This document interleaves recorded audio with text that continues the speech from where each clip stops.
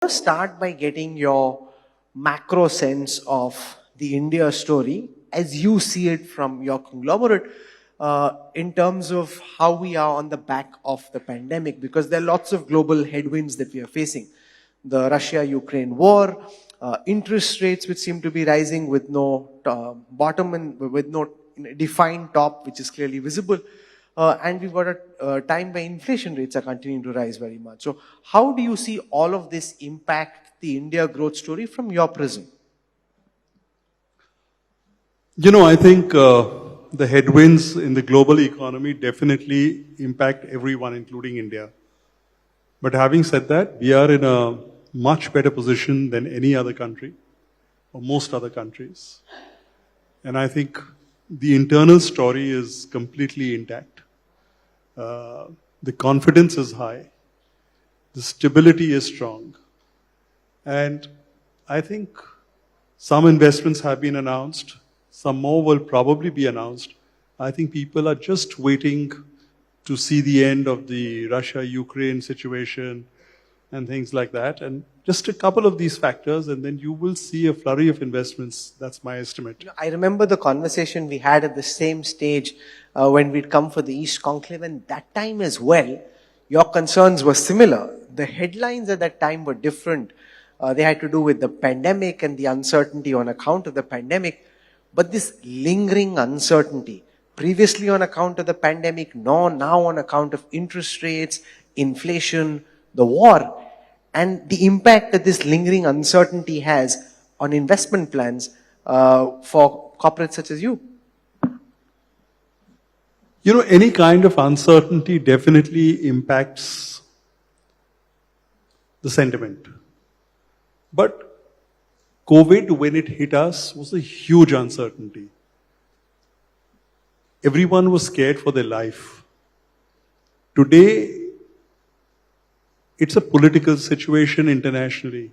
The Russia-Ukraine war, the impact it has on the oil prices, the impact it has on the inflation. I think the investment plans are drawn up by and large, but I think people are just waiting to announce it.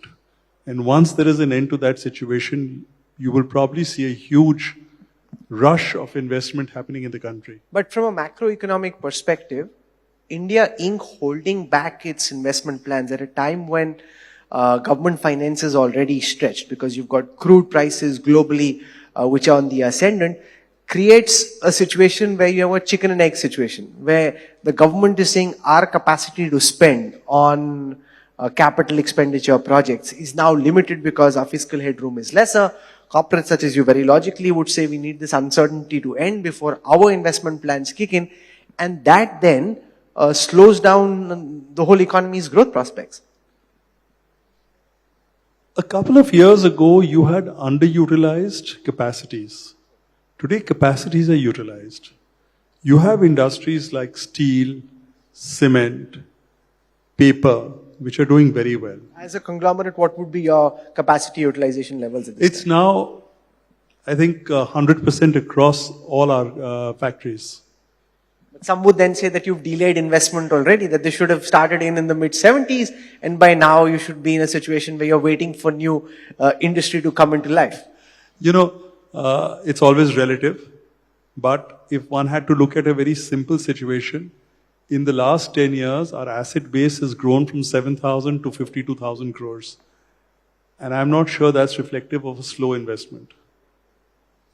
This period has also seen the group move from being largely B2B to now being more and more on the B2C side. Can you talk us through some of the changes that were required internally in terms of employee attitudes, behavior, management thinking to be able to respond to this change?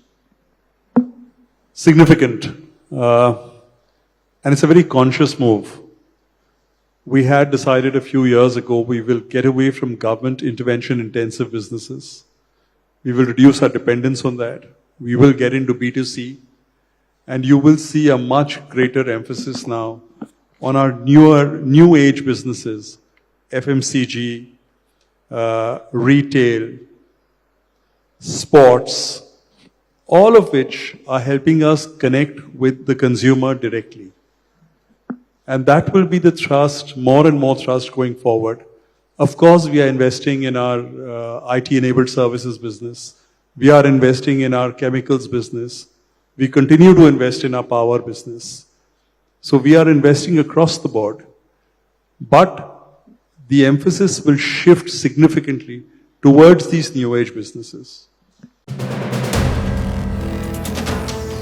Video पसंद आया तो हमें like, comment, share और subscribe जरूर करें।